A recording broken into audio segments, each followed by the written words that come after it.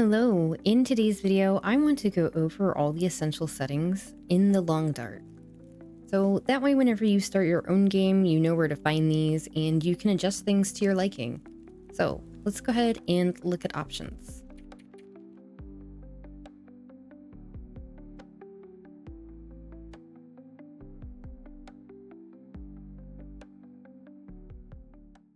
Starting off with the accessibility menu, we have quite a few different options in here.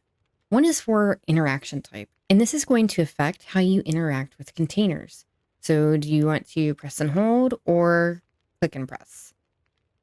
So one will be you'll hold down your interaction button the whole entire time, and it'll go ahead and loot the container for you. And the other one is you're going to click. So press once and then press again, and then it'll go ahead and loot the container for you. So I personally like press and hold. Dampen camera motion. This can be a really good one. Whenever you get a sprain or some other kind of afflictions, you can actually get a kind of sway that comes on the camera. And I know a lot of people don't like this. I personally don't like it. So you can use this setting here to turn off that sway. The next setting is going to be your subtitle size. Pretty self-explanatory. If you have subtitles on so you can read below what the character's saying, it will just adjust the size. The next setting is struggle input type, and this is going to pertain to wolf struggles. So whenever you get in a wolf struggle, you have to do something to try and fight off the wolf. So you have two options. You either have quick tapping or you have the press and hold option.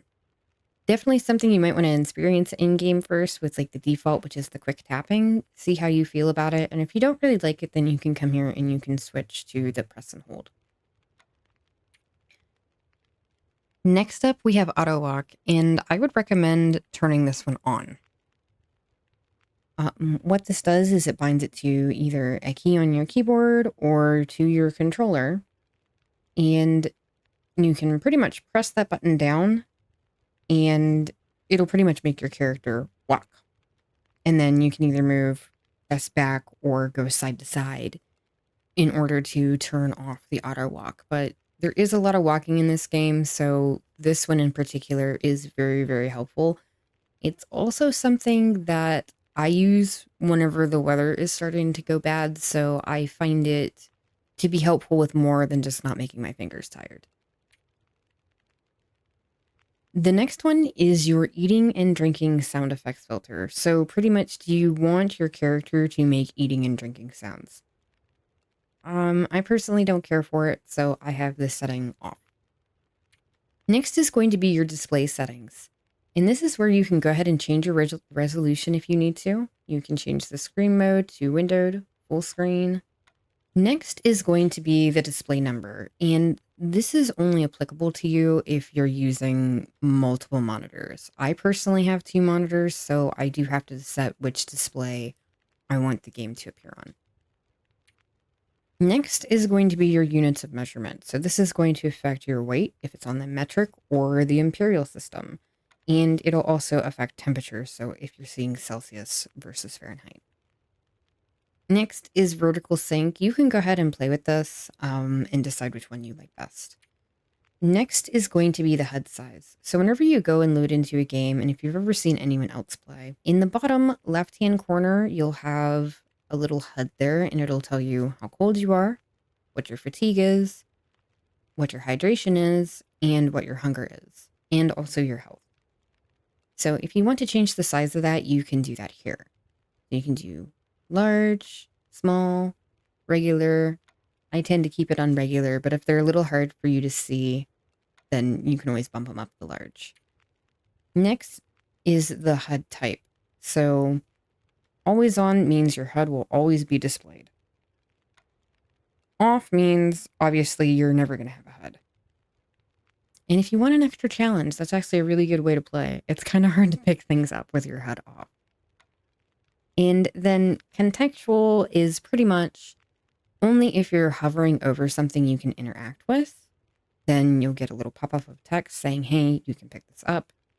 Or not really, hey, that you can pick it up, but it'll indicate that you can pick it up. Or if one of your meters starts to drain to a critical level, then you'll actually get like, so say like your temperature has dropped down all the way. You'll actually get the temperature meter that will pop up just by itself and it'll show you that it's empty. I typically go always on. Your Timberwolf morale meter. So this only pertains to Timberwolves. So whenever you engage with a Timberwolf pack in particular, there's regular wolves and Timberwolves, but Timberwolves in particular, they have something called a pack morale. And this will pretty much show up a bar on the bottom of the screen to tell you what their morale is. So you can drop the morale and then get the pack to flee. So this can be a good one to have on. Subtitles. Kind of pertains to the last setting we just looked at of the subtitle size. This is where you're actually going to set whether you want subtitles on or off. Next one is going to be language. So obviously you would just pick whatever language you want to use. Field of view. So this pretty much adjusts the camera to be wider if you want it to be wider. I typically don't mess with this setting too much. Typically the default is fine unless sometimes people that have like a wide monitor might need to adjust this a little bit. Image filter. So pretty much this is just going to put a filter pretty much over your game. And I'll go ahead and show examples of that as well. So this is going to be your heritage image filter. Yeah, just looks kind of old. It's not as clear to see everything. It might be good for like screenshots or something like that, but I'm not really sure if you would want to play in this setting. And here is your noir setting, which is just going to be a black and white.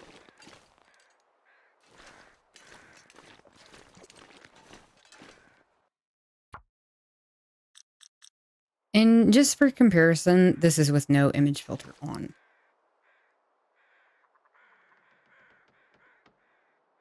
Next up, we have quality, and this is just going to be all of your basic settings, and these are really going to be specific to you and your system.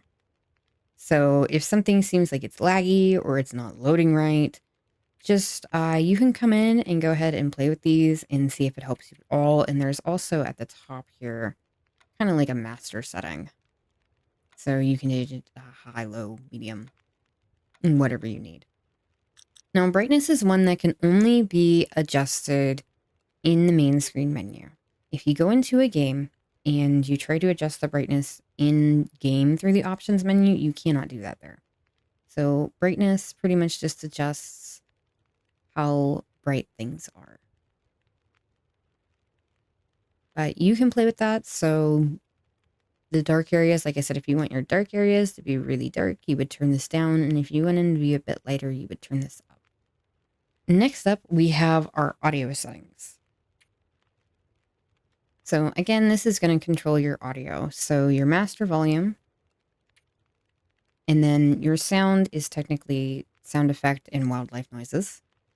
Then you have music. There is in-game music. Very nice music. I turned mine off and just have never turned it back on. It's just kind of a personal preference. I know there are some people out there that like to play with the music off. Next up, we have the voice volume. This is important for pretty much if you go to interact with the trader at all. If you have this turned to 0, you actually won't be able to hear him at all. You won't even know if he's calling you. But your character also does have some lines of dialogue they speak, kind of like to cue what's going on with them. So like if they're hungry or they're tired or they're getting cold, they'll say something. So having this turned up will have your character speak those lines so you know what's going on with them. Next up is audio output. So pretty much you want to choose if you're playing with headphones or speakers. I play with headphones, so my audio output is set to headphones. And last up is controls. So controls is really helpful to go and look at. It shows you, again, what you can access and how. This is the controller menu here. You know, how do you aim a weapon? How do you place an item? How do you get into your radio menu? How do you move a character?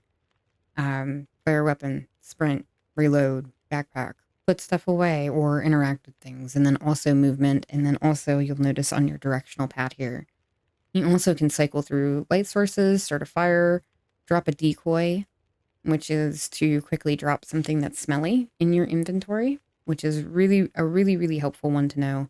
And then also you have your equipped weapon on the right. So if you aren't playing with the controller, your controls are going to look a little bit different, and you're also going to have key bindings that you can set. So on your controls, you'll see have gamepad enabled if you have a gamepad. You'll have mouse sensitivity and aim sensitivity. These are both good ones to, whenever you first load up a file, go and move your mouse or try and aim something and see how it feels to you, and then adjust these either higher or lower.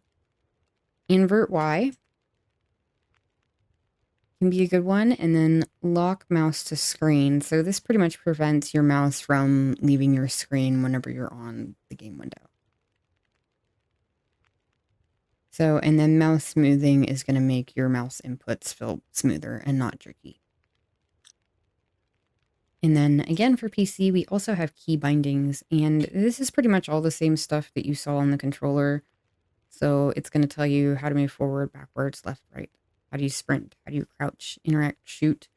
You also have your auto walk here, your quick stats, backpack, clothing, crafting, cooking, journal. You know, how do you pause the game?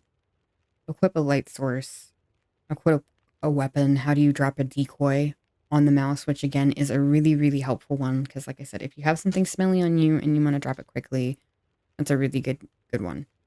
And then also your shortcut to start a fire.